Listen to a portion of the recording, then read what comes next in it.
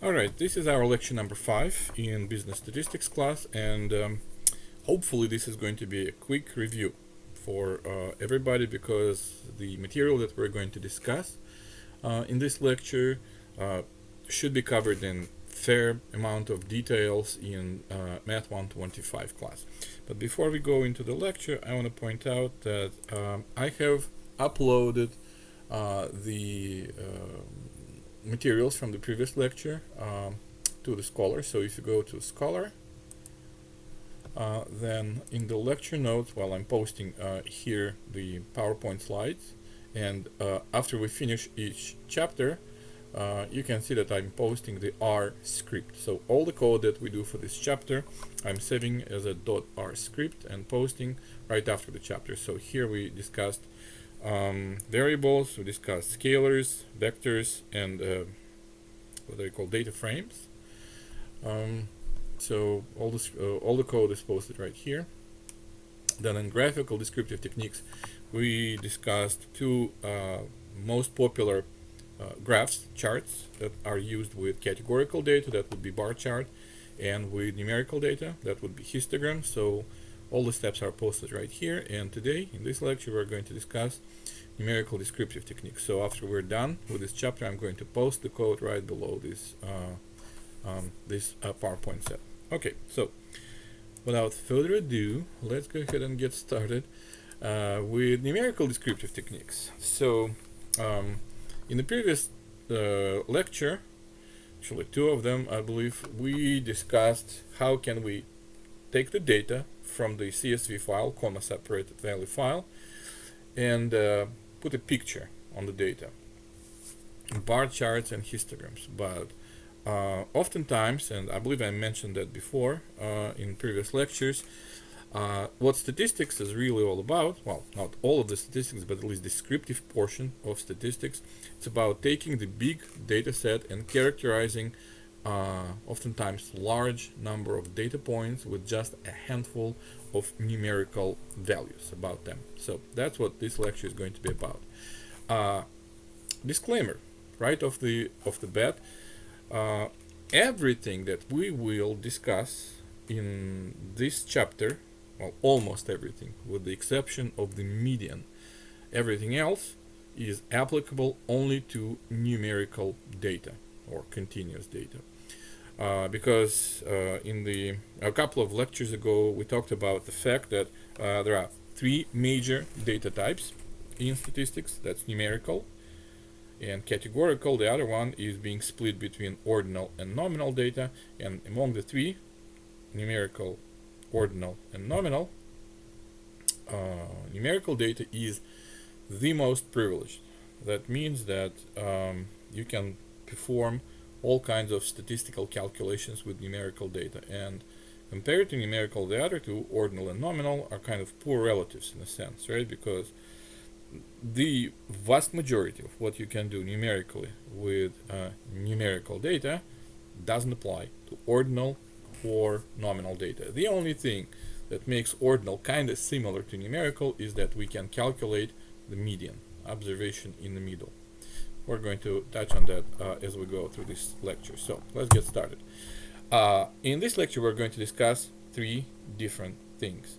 Number one, measures of central location. Where is the center of gravity of your data? Okay. Number two, we're going to discuss measures of variability. How inconsistent is your data? In other words, how far does it go on the left and on the right from the center of gravity, from the center of your data? And number three, we're going to talk about percentiles. And percentiles are something that's called measures of relative standing. So when we will talk about percentiles, each time when you say this number is the 60th percentile, that characterizes where in the data set that number falls. Okay, so it characterizes the position of one specific data point with respect to the rest of the data set. But let's get started with central location first. So this lecture, as I said, should be a brush up on the material that you already know. So I hope I'm going to cover everything in 50 minutes or so, although that might be an ambitious plan. So starting with measures of central location.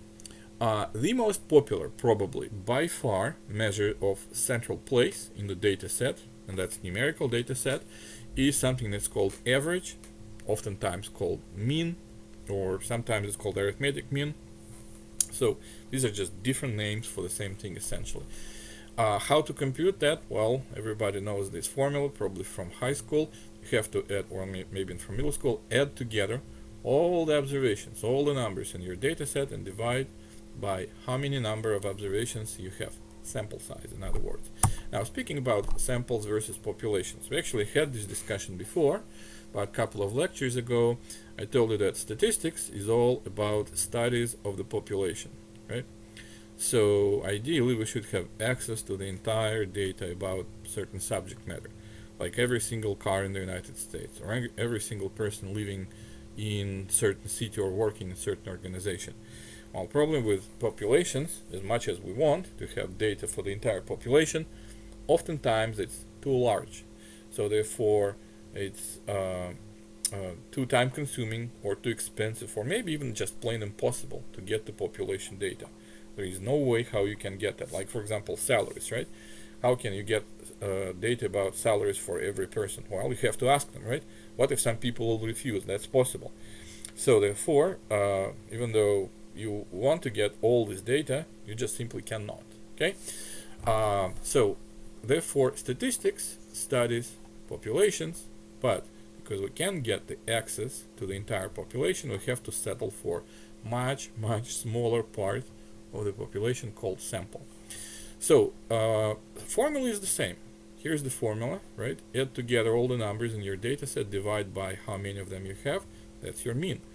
So because population is much larger, it includes many more observations than a sample. When you calculate the mean, probably it's going to be different from the population and as compared to the sample. So therefore we're going to keep two different notations. We're going to use Greek letter mu for population mean, and Latin letter x with a bar on the top for the sample mean. So mu is average of the entire data set, which we cannot get oftentimes, and x bar is the average for just a small sample, which is what we're going to have in all these examples that we'll cover this class. Okay, so moving on. Here is how you compute population and sample mean. Add together all observations in the data, in the population, I'm sorry. So it goes, sum goes up to capital N, that's your population size, divided by capital N, here is your mu. For sample, formula is the same. Sum of all numbers from your sample, so it goes up to little n, that's the sample size, divide by little n, so that's your x bar. You can see that formulas are identical. Okay, so compute it in the same way. All right. Mean. Oh, I don't know why I call it arithmetic mean. Mean, average, is appropriate pretty much for every single data set which is numerical. It makes sense to ask questions like, I collect, for example, the data on people's salaries. What's the average salary in the company? That makes sense to calculate. What's the average height of the people in class? What's the average grade in the class? What's the average stock price? What's the average temperature, annual temperature in the city of Newport News? So all these questions make sense. So the mean is by far probably the most popular way to characterize a numerical data set center. Again, we're talking about measures of central location. Okay. Now, one downside of the mean is that it's affected pretty strongly, so it's very sensitive to something that's called outliers. We're going to talk about outliers later on today. So simply speaking, outlier is the number which is grossly different from the majority, from the bulk of your data. For example, let's say in people living in a certain neighborhood, we can calculate the average salary for everybody, but all of a sudden Bill Gates moves in, as as crazy an idea as it may be. Now Bill Gates is bazillionaire, right? So when Bill Gates moves in and we calculate the average net worth for this neighborhood, all of a sudden there is a huge jump just because of this one single person. Okay, so again, the mean, the average, is pretty sensitive to extreme values, which are called outliers. Okay, so outlier is an observation which is too far to the left or to the right from the rest of the group, from the bulk of the data. Okay, median.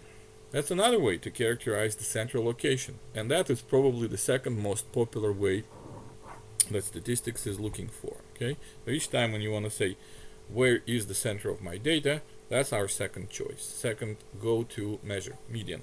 So median is observation in the middle. We discussed median already a couple of lectures ago, and what's median? It's the value that is in the middle of the data, so it separates 50% of the data below the median from 50% of the data above the median. So here I have a numerical example.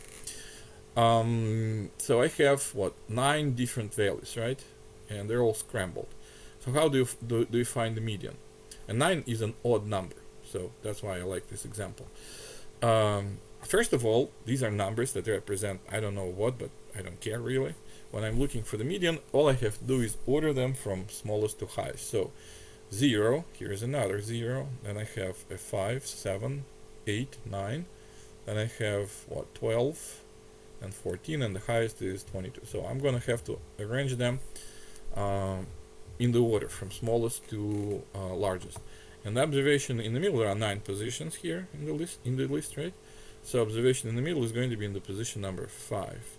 So 1, 2, 3, 4, 5, 4 below, 4 above. So it separates 50% of the data below that value from another 50% above that value. So median, observation in the middle, is 8. Well, what happens if we have even number of observations? So you can notice that to the same data set I added another number, 33. Well, ordering is the same, except now next to 22 I have 33. But now I don't have a single value in the middle. So 8 is not quite the median because it's 4 below versus 5 above. 9, same thing, not quite the median because 5 below versus 4 above. So what I have to do is take these two numbers, 8 and 9, find the midpoint between them. So 8 plus 9 divided by 2, 8.5. 8.5 is my median. So it separates 5 observations below from 5 observations above. Okay, and note that this time around 8.5 is not a member of my data set, right? Well, it doesn't have to be. I mean, nobody said that the median has to come from my data set.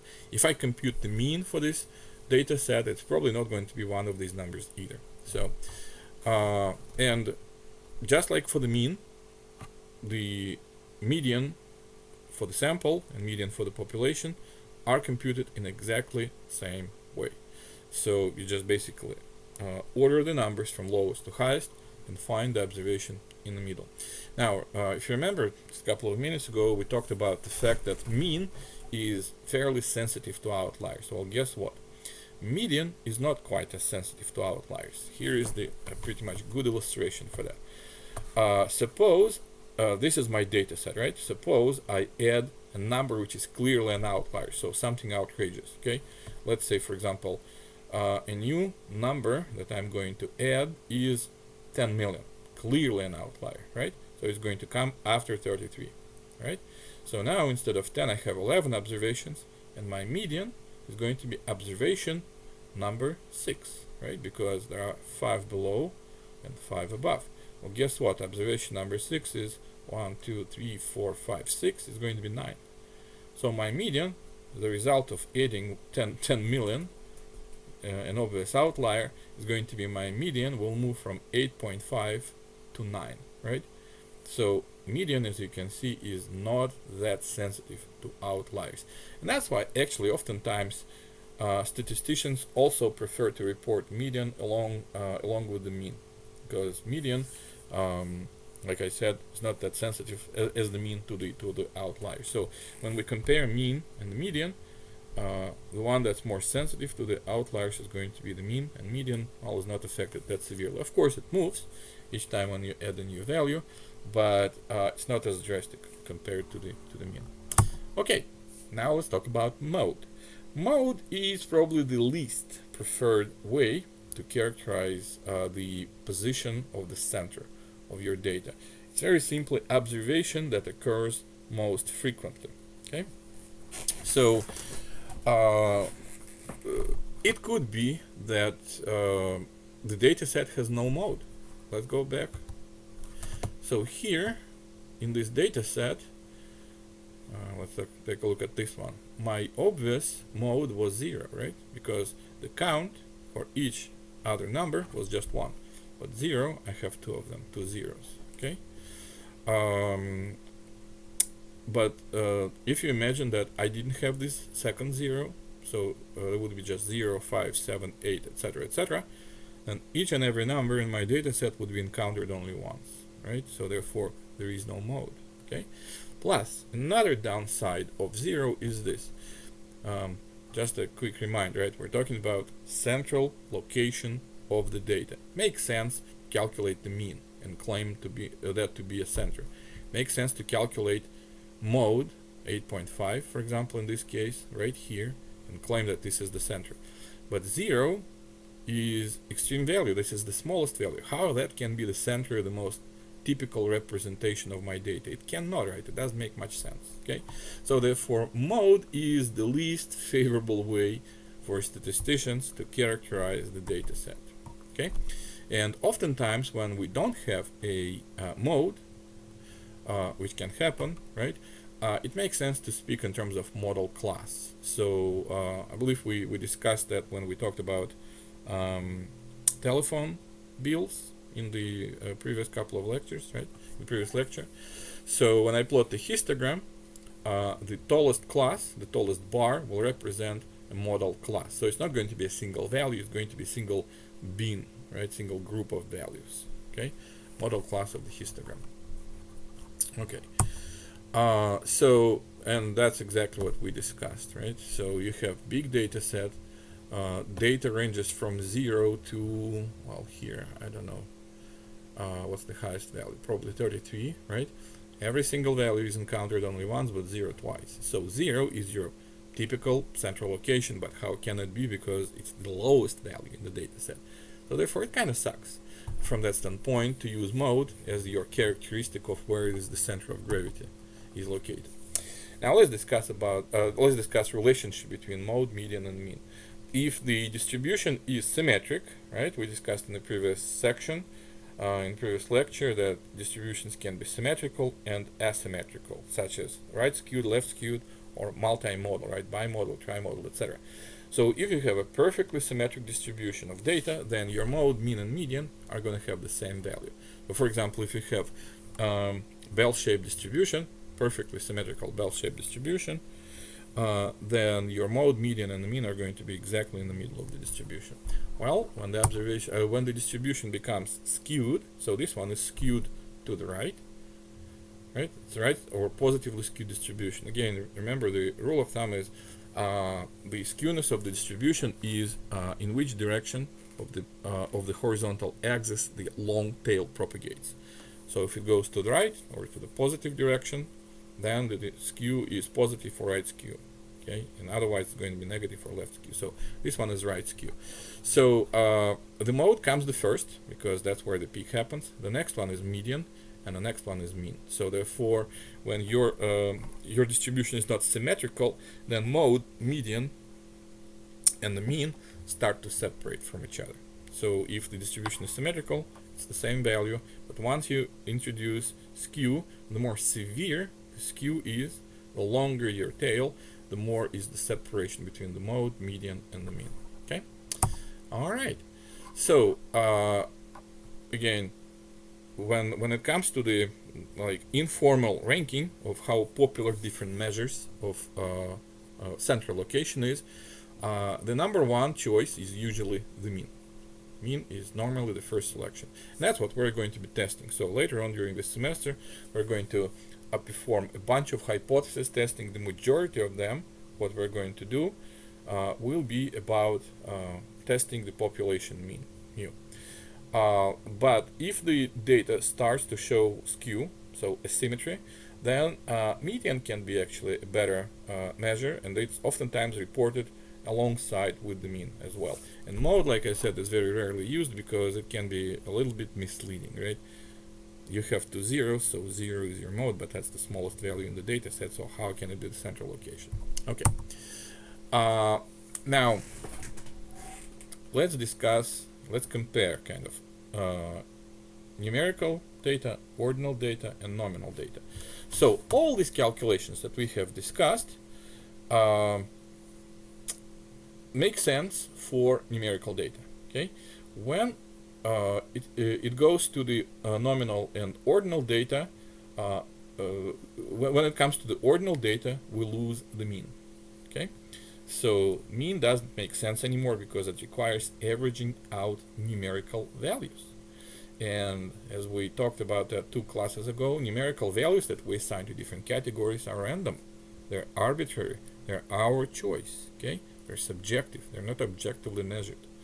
So therefore, we can't calculate the mean, but both median and the mode, the most frequent value in the data set, they still make sense for the ordinal data. Now, for nominal data, we lose the median.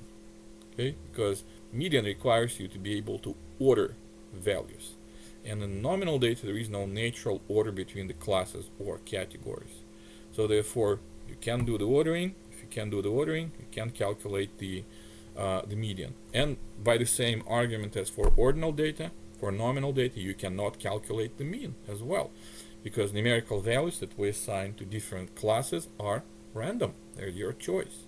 So for nominal data, there is no mean, there is no median, but you can still calculate the mode. Okay, but then the argument is how can it be the central location? Center of what?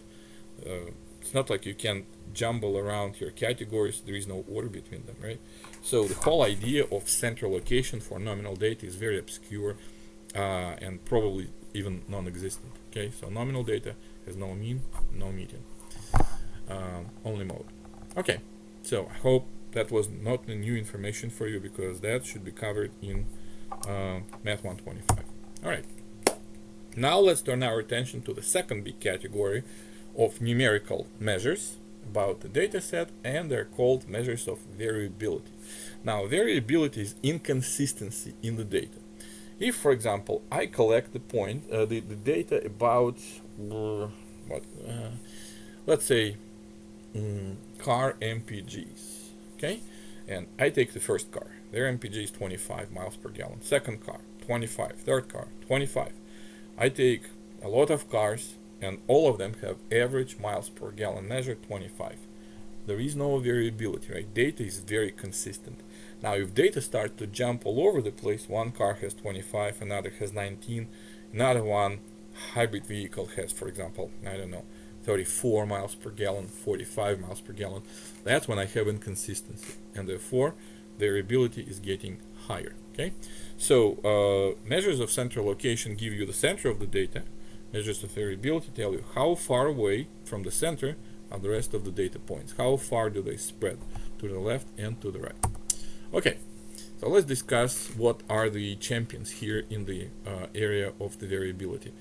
Well, the simplest one to compute is the range. Okay, range is the highest value in the data minus the lowest value in the data. So it pretty much gives you the spread between the two most extreme values. So here I have 2 data sets, just to illustrate that range is not a good measure of the variability. First data set, all 4s except 150, right?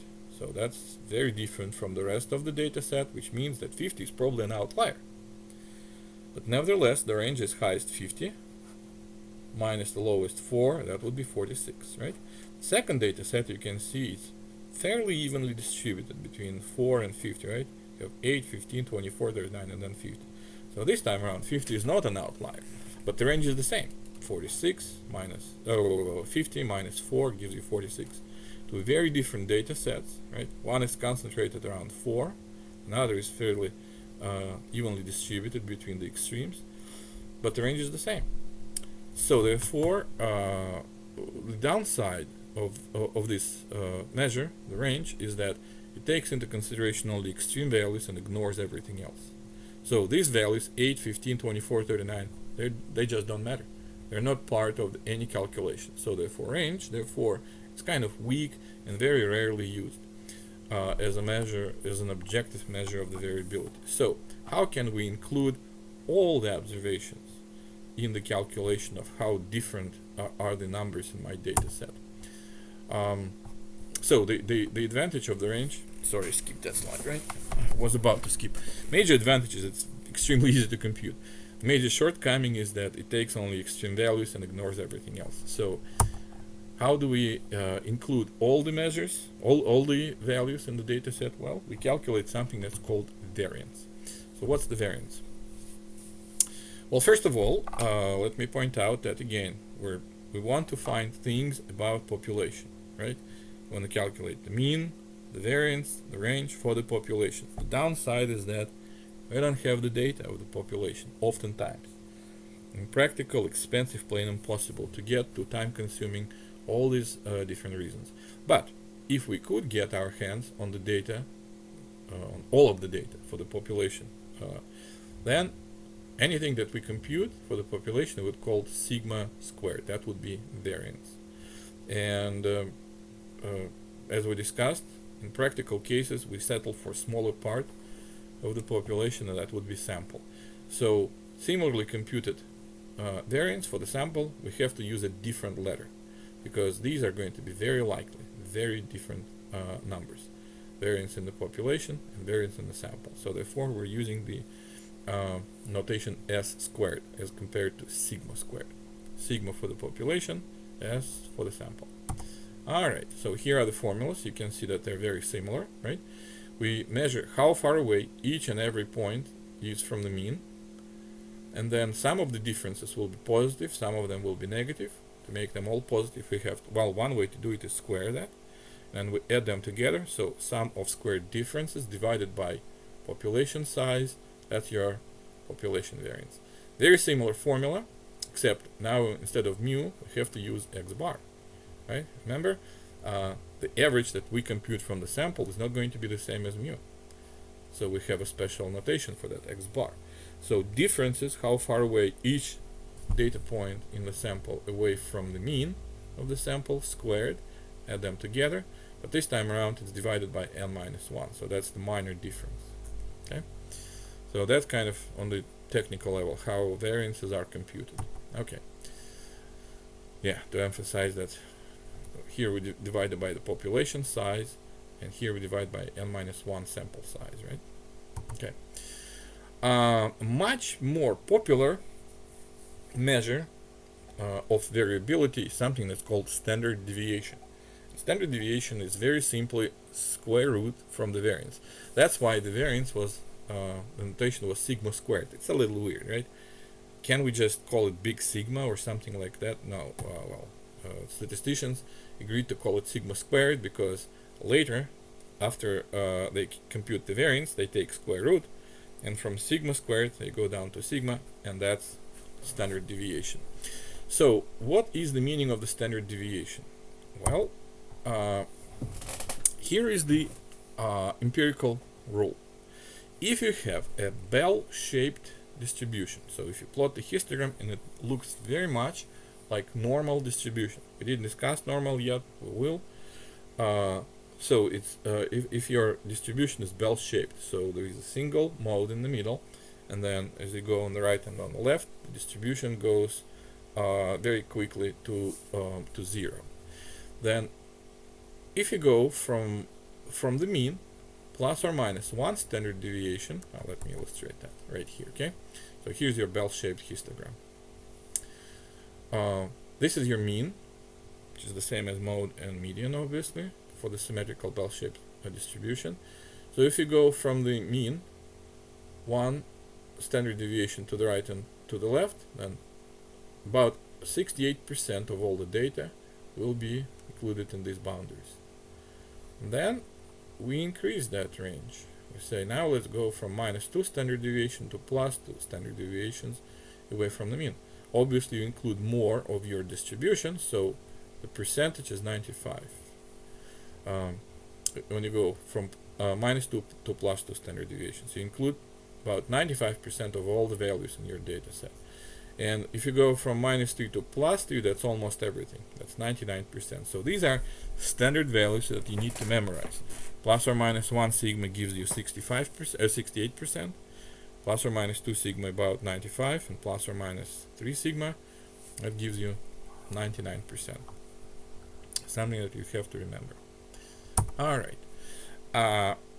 Now, at the end of this lecture, I hope, although now looking at the timer, I don't think we're going to have time to finish this in one sitting in 50 minutes. We're going to actually take a look at the problem, which uses yet another way to characterize the variability, and that is coefficient of variation. Now, coefficient, so let's discuss why is it useful and what is that. So let me go back to the variance. First of all, let me point out, maybe not so obvious, but still, sigma squared, the variance, is weird measure of the variability. Why? Because it has the units of measurement for the variance is units of your data squared. What do I mean? It's confusing, right? Let's say, for example, I'm measuring my data is about salary, so all of my data sets x's are all dollars, and the average is also dollars, right? So I subtract x minus mu, that's dollars minus dollars, that's dollars, and then I square that. That's dollars squared. That's weird, right? Then let's say I'm calculating different numbers about temperatures, okay, outside. So x is degrees Fahrenheit, the average is also degrees Fahrenheit, difference is degrees Fahrenheit, but then I square it is degrees Fahrenheit squared. What is that? I can't even interpret that, right? So when we go to the standard deviation, then we avoid this weirdness, because here's my variance, which is dollars squared or degrees Fahrenheit squared, but when I take square root, I'm back to my original units, right? Sigma is measured in terms of dollars or degrees Fahrenheit or pounds or inches, whatever it is, okay? In the same units as I was using for my every individual data set. Now, why CV is popular? CV is, first of all, it's a ratio of sigma divided by the mu, by the mean, that's for the population, or S, the sample, standard deviation, divided by X bar, sample average. When and how do I use CV? CV, the ratio, standard deviation over the mean, is used when when I'm comparing different data sets that cannot be compared directly. What do I mean by that? Let's say, for example, I have every day I'm measuring the outside conditions. That would be temperature and humidity, right? Temperature is degrees Fahrenheit and humidity is measured in, I guess, percent. Okay, or let's not take humidity. Let's say outside pressure. That's pound per square inch, right? So degrees Fahrenheit and pounds per square inch. So here's my question: what's more variable, temperature outside or atmospheric pressure? Well, what I can do is calculate the standard deviation for both of them and compare sigma for temperature versus sigma for atmospheric pressure, and then whichever one is higher, that's the one that has more variability, right? Because obviously sigma, if sigma goes up, if my standard deviation goes up, my variability goes up, and vice versa, right? If sigma goes down, and my variability goes down as well. Well, problem is units of measures are different, right? For sigma, for temperatures, I'm using degrees Fahrenheit.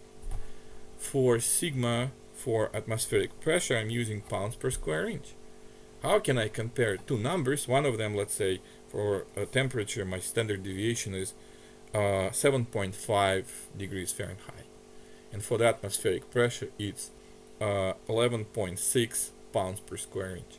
How can I compare degrees Fahrenheit versus pounds per square inch? It's literally apples and oranges, okay?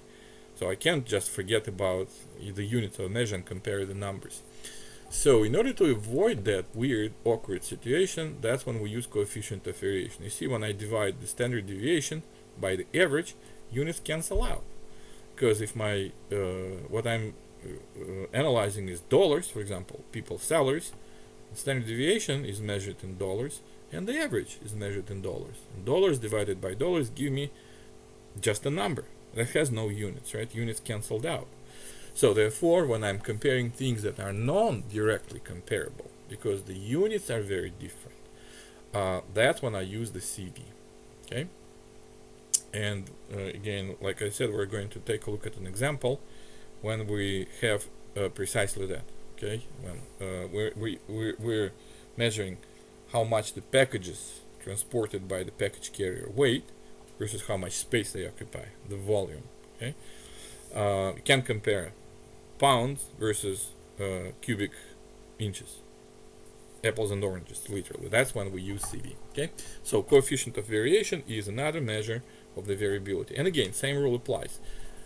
If your CV coefficient of variation goes up, your variability goes up. If it goes down, your variability goes down. Same rule as applies for the standard deviation. Higher measure of the variability implies more inconsistency in the data. Okay, so measures of variability, summary in a sense, right? When you compare variation between two data sets, which one is more variable, then you can use sigma when what you're comparing are the same things. Like, for example, let's say I taught two different classes, right? And I'm comparing variability of the grades in class 1 versus class 2. That makes sense to use sigma because I'm comparing grades. It's apples and apples, right? But when I'm comparing, for example, packages weights versus packages volumes, that's apples and oranges. That's when I have to use CV, because that's a unit-less measure. Okay. So standard deviation can be used only when you're comparing variability of the data, which is similar. Grades in different classes, who is taller, who is more variable in terms of heights, males or females, right? We're using same measure, inches, right? So if you compare apple versus apple, then you can use standard deviation. Otherwise, you use the coefficient of variation. Okay, and just to point out, ordinal and nominal data. So all these measures, they apply only to numerical data. Here I call it interval, but I should replace it with numerical continuous data. If you're dealing with data set which is categorical, so your data is ordinal or nominal, then you don't have any measures of variability at all, because that implies that you can calculate differences, right, between the measures x1 minus x2, highest minus lowest. All of these measures don't make any sense because, again, numbers that you assign to different categories are your random choices. Okay, they're not set in stone. You can scramble them, change them completely, and obviously that will completely mess up your calculations, make them different, right? So therefore, ordinal and nominal data have no measures of variability. So none of that stuff that we discussed applies to nominal or ordinal data. Okay, big subtopic number 3, measures of relative standing. So relative standing, again, the previous two, measures of central location and measures of variability, they characterize the data set overall. So all the numbers taken together collectively. Measures of relative standing are different. That tells you what is the position of one single value with respect to the rest of the data set. That's why they're called measures of relative standing, where that specific number stands relative to the rest of its peers, other numbers in the data set. So the central idea behind measures of relative standing is something that's called percentile. Percentile number p, what is that? That's the value that separates p% of the data below that number from the rest, 100 minus p% of the data of the data above that value. So for example, let's say you're taking standardized tests such as GMAT or SAT or whatever it is. Um, let's say you scored on the SAT or on the GMAT, you scored 615. Okay. Oftentimes, the admission committees, and you know that SAT is used as an admission tool for the MBA programs, typically, right? So oftentimes, and a lot of people want to know, like, I scored 615 or 650 or 480. What are my chances, right? What's your minimum score that you accept? And committees oftentimes even post that on their universities post that on their website that we don't have a set score, simply because your score is not important. Okay, what's important is your relative standing, your percentile. So you can score 615 in year number one. That's going to be actually a pretty good score because everybody scored less than you. So 615 is good because you're in the 99th percentile. In the other year, you scored 615, but everybody scored, not everybody, but a lot of people scored higher than you. So it's only 60th percentile, okay? So the number by itself doesn't mean anything, really. The percentile is what the committees are using, okay? So your score, your percentile tells them what percentage of all people who took this, the test this year scored worse than you, okay? So that's why admission committees, they purposefully avoid publishing the data about, they simply don't have the standards, right? Nobody will tell you that, hey, we're accepting people with at least 650 GMAT score. No, they can accept even lower score as long as it actually stands high in terms of the percentile. So you outscored a lot of people. So if you scored in the 60th percentile, let's say you scored 615, right? And that's 60th percentile. That means that 60% of all test takers scored below 615, and therefore 40% of all people who took the test with you scored above 615. That's how to interpret the percentile. Okay, so now let's discuss standard percentiles. They're called quartiles. Quartiles, well, you can hear the word quarter, right? Quartiles, they go in the increments of 25%. So there are three quartiles. Q1, quartile 1, that's 25th percentile. Q2, 50th percentile. And Q3, 75th percentile. What's the meaning of that? Well, the meaning is that Q1 separates 25% of the data below Q1 from 75% of the data above Q1. Second quartile, Q2, that's 50th percentile, and it separates half of the data below 50% from half of the data above. And we just discussed about half an hour ago that another name for the second quartile is median, because median does exactly that. It separates half of the data above from half of the data below. And the third quartile, add 25 to 50, that's 75th percentile. So it separates 75% of the data below from the 75%, from 25% of the data above Q3. All right, now that brings us actually to an interesting kind of comeback. Another way how variability sometimes is measured is something that's called IQR, or interquartile range. It's the difference between third quartile and the first quartile. So it gives you, because between Q1 and Q3 there are 25% of the data, right? They go in increments of 25. So between Q3 and Q1 there are two 25% intervals, and it's right in the middle because 25% of the data is below Q1 and 25% of the data is above Q3. So interquartile range, very simply, it measures how variable, it gives you the spread of the 50% of the observations in the middle. Why in the middle again? Because 25% of the data is above Q3, 25% of the data is below Q1.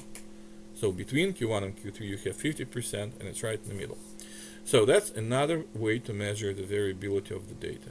Okay, calculate the interquartile range. All right.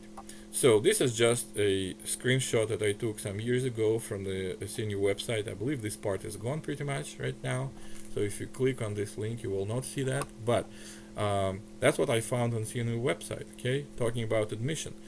Right here it says, I believe, that the middle 50% for SAT range for our fall, yeah, that was in 2014, fall 2014 freshman class was from 1070 to 1230. So that basically means that that was the interquartile range, right?